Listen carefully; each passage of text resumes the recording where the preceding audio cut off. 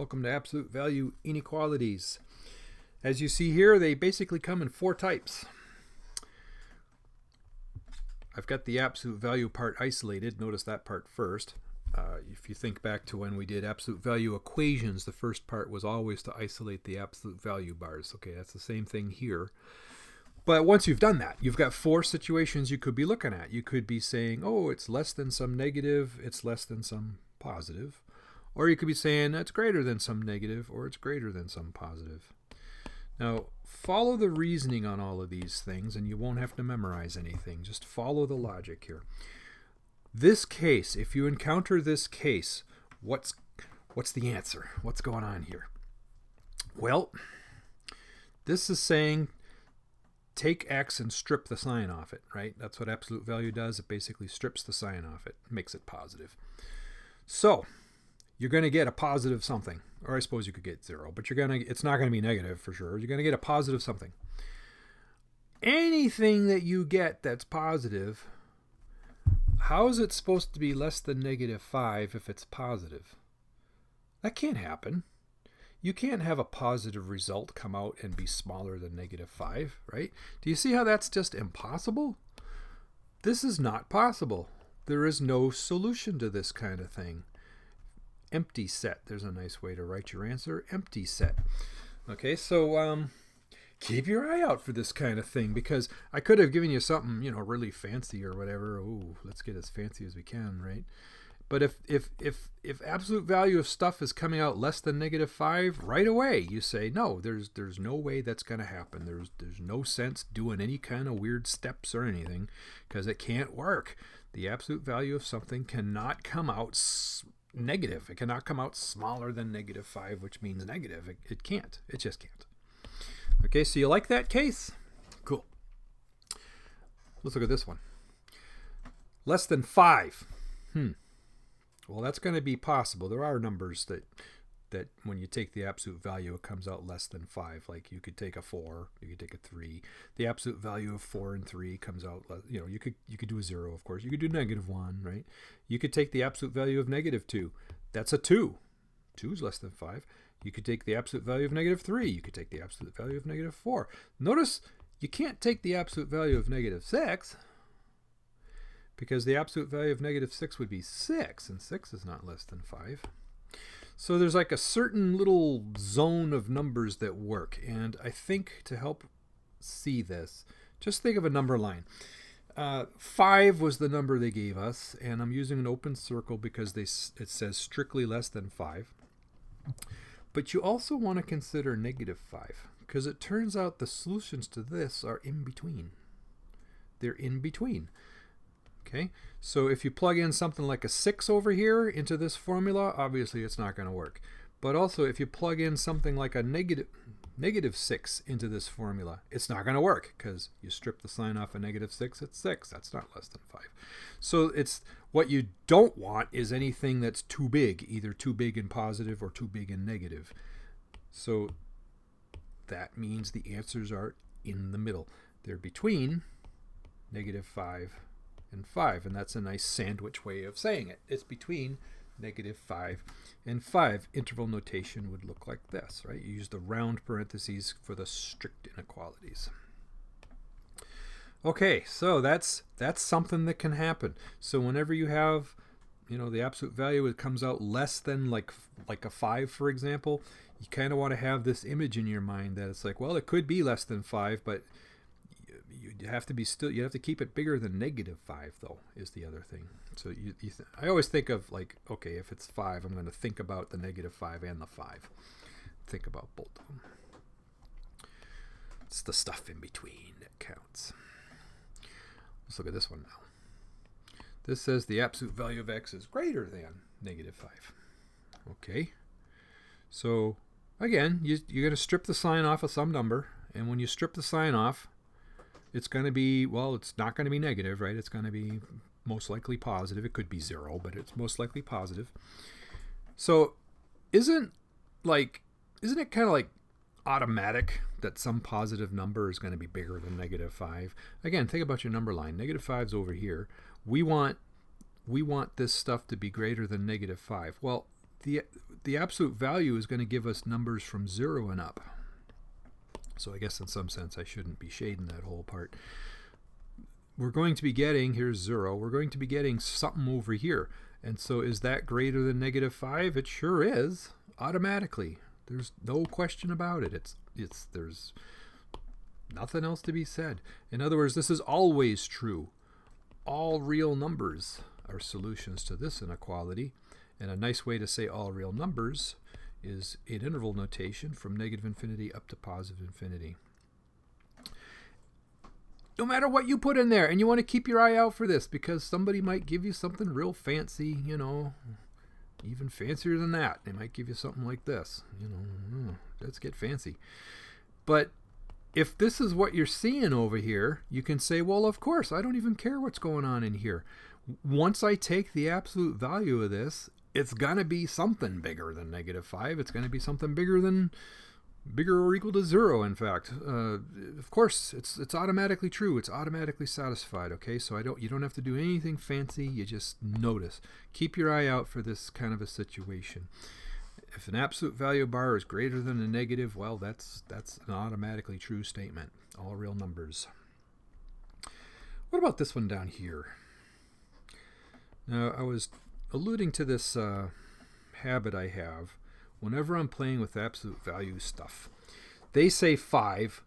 I'm thinking of two things. I'm thinking of 5 and -5 because that's what absolute values do, is they play around with your pluses and minuses, right? Okay, so that splits the number line up into 3 parts. All of these numbers, all of these numbers, all of these numbers. There's 3 parts. Now, do any of these parts work? Well, these are going to work, right? These are numbers that are like, 10 or whatever. If you put a 10 in here, and you take the absolute value of 10, it's still a 10, and it's still going to be greater than 5, right? Those numbers work. Notice that these numbers work, because if I plugged, say, a -10 in, if I plugged a -10 into here, and I took off the sign, it would be a +10, and a +10 would be greater than 5. So those numbers work. The numbers that don't work are the ones in here. They don't work. You could take, I suppose you could use 0 just as an example, right? If you put a 0 in here and take the absolute value of it, you get 0. Is 0 bigger than 5? 0 is not bigger than 5. So that didn't work. And of course, you could use anything that's in between -5 and 5. You could use, if you want, try a -4. If you take a -4 and you take the absolute value, it's a 4. Is 4 greater than 5? No way, right? So these are not solutions in the middle. Not. Notice it's the very opposite of this this situation over here, where the solutions were in the middle. So when you had absolute value is less than some 5, the solutions end up being in the middle. When you had the greater than 5, the solutions end up being not in the middle, but out here on the wings, so to speak. Okay, so these are your 4. These are your 4 basic situations that you can ever run into. Keep your eyes peeled for these 2, because these 2 you can finish your homework a lot earlier because you don't have to waste any steps. You just say, there's no way that when I take the absolute value it's going to be smaller than a negative number. It's automatic that if I take the absolute value it's bigger than some negative number. Okay, so those are the no solution and the all reals, the trivial cases. And then you have these 2. When you see a less than, you're going to be in the middle here. When you see a greater than, you're going to be on the wings here. Okay, cool. Those are our 4 situations. And so I can, right now, summarize our basic approach to absolute value inequalities. If you want to solve an absolute value of some stuff as being less than, and I'll just use the number 5, say, then what we're going to do is we're going to do the old -5 less than stuff, less than +5. Notice that I don't have absolute value bars anymore. The whole idea is to try to get outside, get rid of the absolute value bars. This does it for us. We say, oh, if the absolute value bar stuff is less than 5, then I can take the stuff out of the absolute value and say that it must be sandwiched between a -5 and a 5. If, on the other hand, we have the absolute value of stuff greater than some number like 5, then what we're going to do is we're going to have to do the wings. we're going to have to say, well, it could be that this stuff, I wonder if I can fit this here. We'll find out in a second. It could be that this stuff is less than -5, or, and that's why we did our compound inequalities last time, it could be that that stuff is greater than +5. So notice these are the two situations that we're going to be playing with, basically. If you have this kind of an inequality, you're going to have this kind of a thing to solve. If you have this kind of an inequality, you're going to have this kind of a thing to solve. And then as a note, and keep your eye out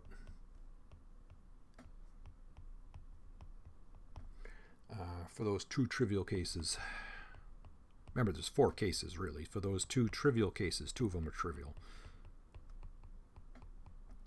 One of them was no solution, and one of them was all reals. Okay. These are the 2 situations that come out trivial. Less than a -5, but of course. Or of course not. Greater than a -5, but of course. But of course. Give me the Grey Poupon. Of course. So we got our basic approach. We're ready to rock and roll. I got 5 nice examples here. And hopefully we'll be nice and used to this by the end of the 5 examples. So as before, when we were doing absolute value equations, the first step is to isolate the absolute value part first. I'm going to write that down because it is important. Isolate the absolute value part first. That doesn't change. That's the truth of life. Before you start applying any logic at all, isolate the absolute value part. So here, what do I want to do? Well, I'm going to have to subtract 12 on both sides. So I'll have the absolute value of the 3x minus 4 here is less than or equal to 17 take away 12 is a 5. Okay, notice we're ready to apply our little logic plan here. We say, oh, less than or equal to 5, huh? So this could be less than 5, but it can't be, you can't go below -5. It's sandwiched. It's sandwiched in between the -5 and the +5. That's how you do all of these. And again, I don't need the absolute value bars anymore. They're gone. I know that the stuff inside the absolute values is between -5 and 5. And remember how you solve these? You pretend it's like an equation with 3 sides, so to speak. So you add 4 here and here and here to get what now? This is the -1. This is the 3x. This is the 9. And the last thing you're going to do to get the x by itself is you're going to divide by 3. Do it everywhere. So this is giving me a -1/3 here. This is giving me an x here. And this is giving me a 3 here. How do you write this in interval notation? You say, oh, -1/3.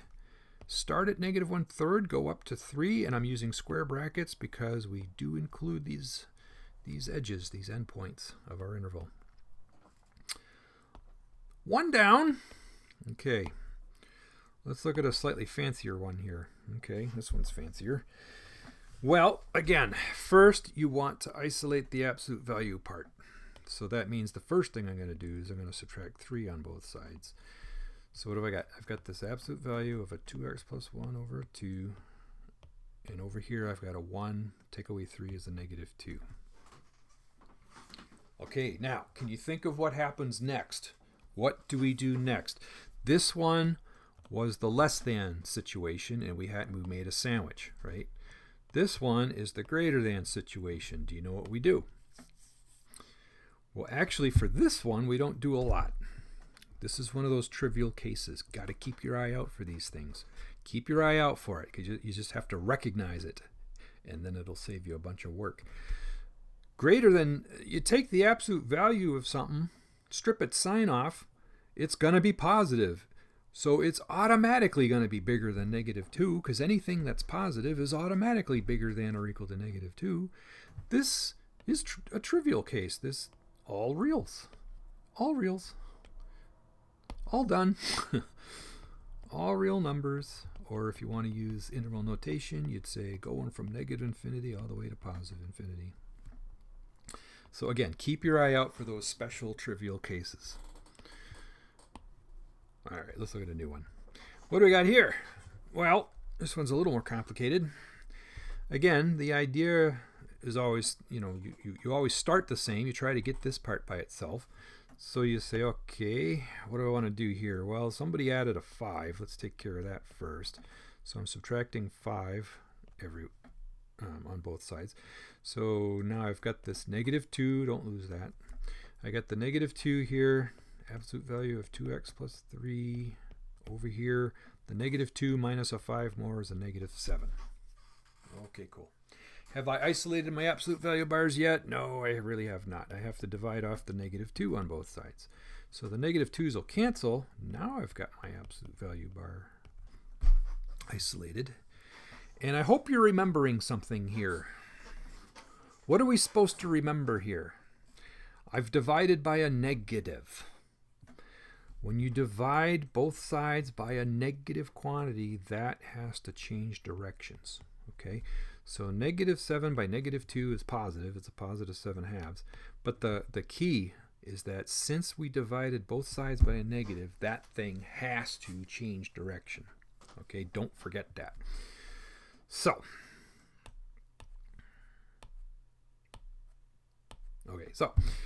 how do we solve this? First, it's not trivial. That's not a negative, so it's not trivial. So, we'll have to work it out. How do you work this out again? You would say that maybe this stuff really is bigger than 7/2, but it could be that it's like less than -7/2. In other words, this becomes this situation. The 2x plus 3 could be less than a -7/2, or the 2x plus 3 could really be bigger than 7/2. Remember, it's on the wings. When you have a greater than, you're going to get wings. So we got basically 2 inequalities to solve over here. I'm going to subtract 3 on both sides. Subtracting 3 is the same thing as subtracting 6/2. Would you agree that 6 over 2 is the same as 3? 3 pizzas. How many halves do you have? You have 6/2 if you have 3 pizzas, right? So anyway, that's a 2x. -7 minus 6 is a -13/2. Now I'm subtracting. I'm not dividing by a negative. I don't have to switch anything around. I just subtracted. Now I'm dividing by 2, which I'm dividing by a positive, so that's fine. Now how do you take this and divide it by 2? Well, first of all, I wouldn't write it that way. That's kind of more work than it needs to be. Remember that to divide by 2 is to multiply by the reciprocal. So really we've got x less than -13/4. That's what we're getting out of the left inequality. Or it could be this one over here. So I'm going to subtract 3 on both sides. Subtracting 3 is the same as subtracting, I guess I won't put it there, that looks dangerous.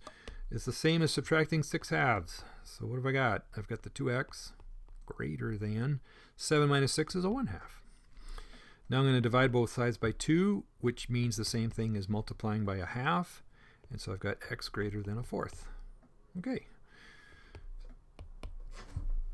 So either x is less than -13/4 or it's greater than 1/4. You could draw this if you wanted to. -13/4 is here. Everything less than that is over here.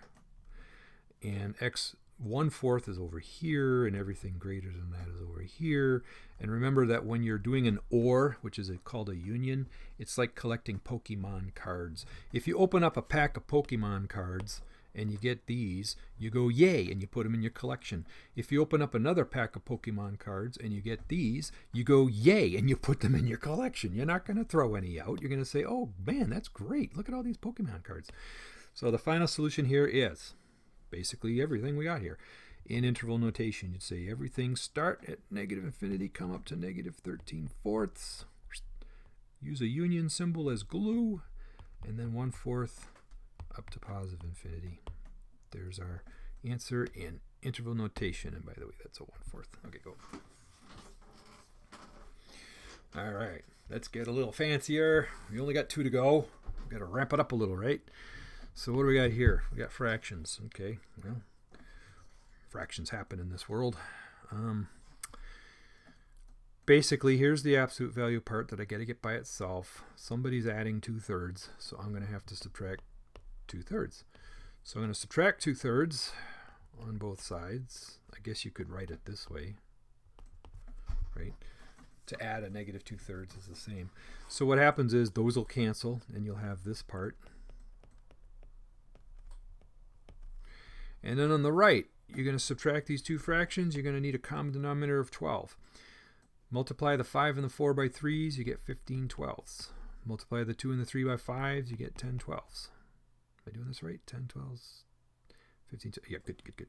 So I got this on the left side, greater than or equal to 50 minus 10 is 5/12. Cool.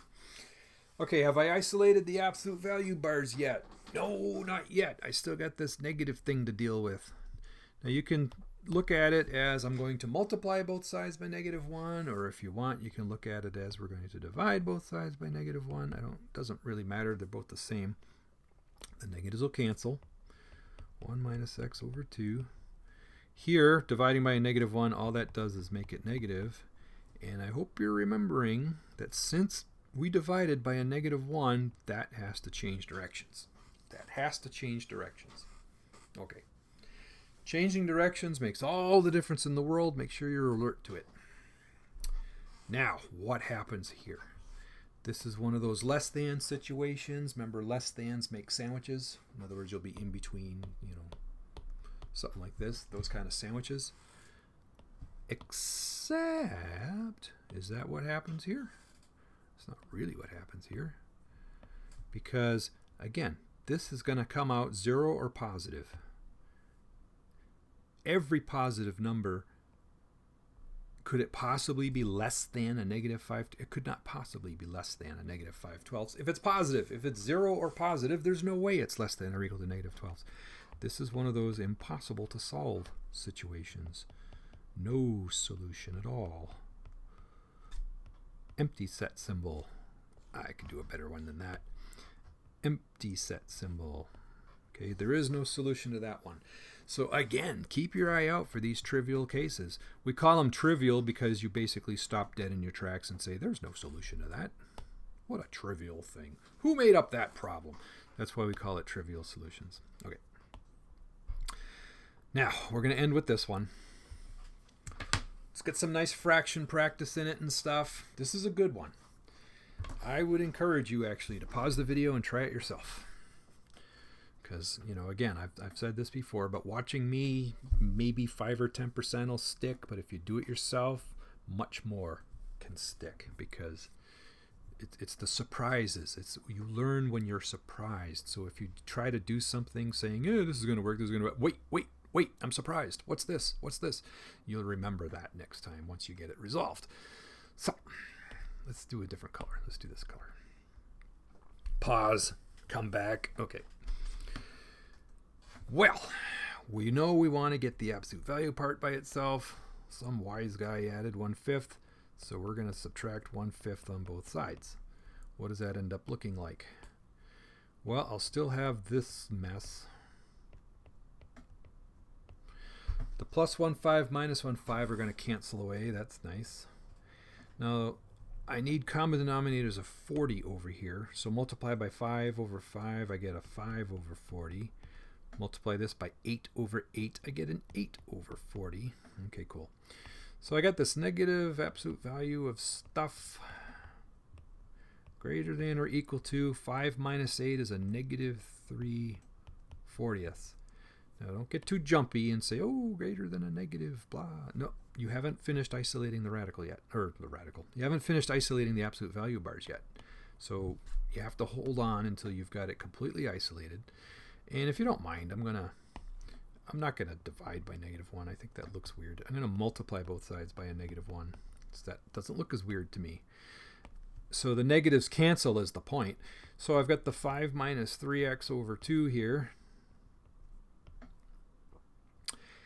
And because I multiplied by a negative, I've got to switch that around, and then this will be a 3/40.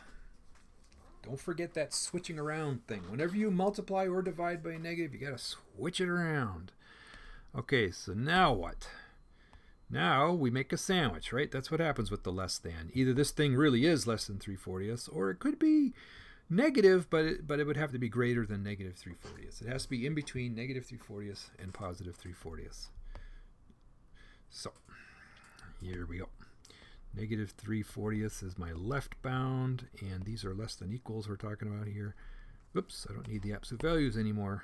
That's what the logic does for you. 5 minus 3x over 2, and then this is a positive 3/40 on this side. Okay, so how do we pick this thing apart? Well, the first thing you want to do, or the first thing I want to do anyway, is get rid of that 2. And how are you going to get rid of that 2? You'll have to cancel it, which means I'm going to multiply by 2. Remember, you can think of 2 as 2 over 1. So I'm going to multiply both sides. I'm going to multiply all 3 sides by 2.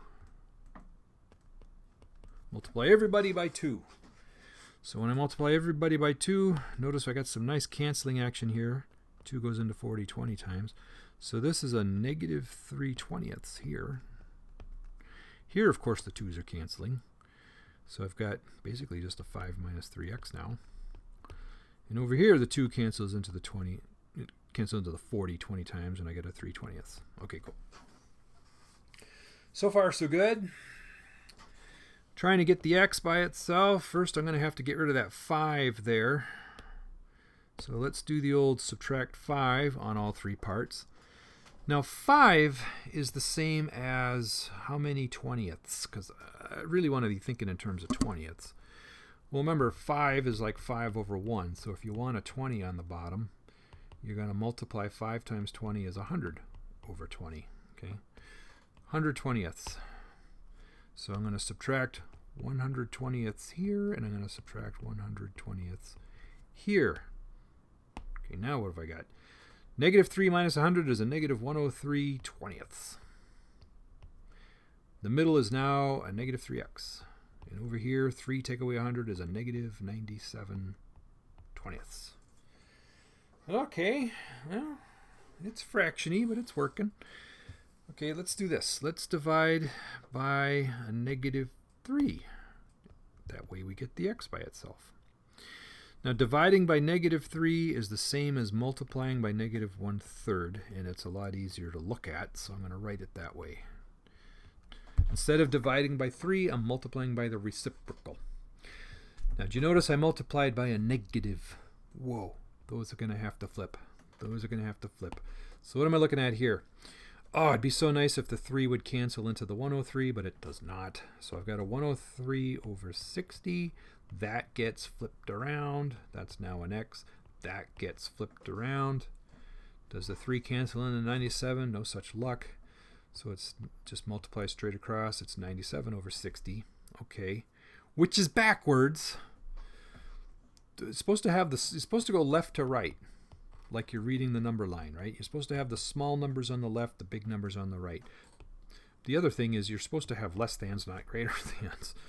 So how do we fix this? We fix this by basically pivot, or you might say mirror this thing. Put the 97 60ths over here. This switches to this, switches to this, switches to this. Like that. Okay. Notice that the thing is pointing at the 97 60ths, not the x. It's pointing at the 97 60ths, not the x. It's pointing at the x, not the 103. It's pointing at the x, not the 103. That's how you can kind of make sure that you've got it, that you've pivoted correctly. You've pivoted fully. You got to fully pivot, and you know it's correct because 2 things. Those say less than. That's what you always want with these things. And this is smaller than this, which means we are now going in order, reading the number line from left to right. So that's our answer. Except we might as well put it in that interval notation, right? So you say, okay, starting at 97 60ths, including 97 60ths, come on up as far as 103 60ths, including 103 60ths, and here's our answer. So I guess it feels like I'm doing these rather fast. Of course, I've done them 18 million times, but that's the nice thing about videos. You can always pause and go back and stuff like that. So hopefully this is working for you. I think these are kind of fun. Nice way to start the course. Gets us back into an algebra frame of mind, I think.